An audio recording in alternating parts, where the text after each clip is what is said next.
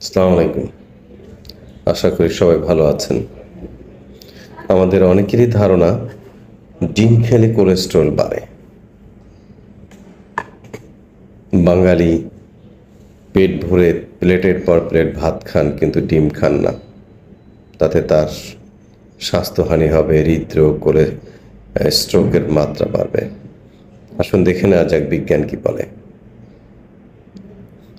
গবেষণায় বলছে যাদের কোনো ক্রনিক ডিজিজ নাই, অর্থাৎ হৃদরোগ, স্ট্রোক, ডায়াবেটিস, উচ্চ রক্তচাপ নেই, তারা প্রতিদিন নিশ্চিন্তে একটি ডিম পুরোটা খেতে পারেন। যদি কেউ বেশি খেতে চান তাহলে সেই ক্ষেত্রে আপনি শুধু সাদা অংশ খাবেন। ডিমের ভিতরে আছে উচ্চমানের protein, vitamin B12, D, calcium. তাই যারা সুস্বাস্থ্যের অধিকারী তারা প্রতিদিন ডিম খান। যারা হৃদরোগ, উচ্চ রক্তচাপ, ডায়াবেটিস এবং স্ট্রোকে ভুগছেন তারাও সপ্তাহে 3 থেকে 4টি পুরো ডিম খেতে পারেন।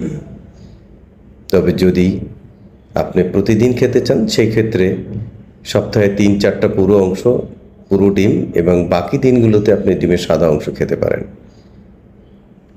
এবং ডিম খাওয়ার ক্ষেত্রে সবচেয়ে ভালো উপায় হচ্ছে সিদ্ধ করে খাওয়া।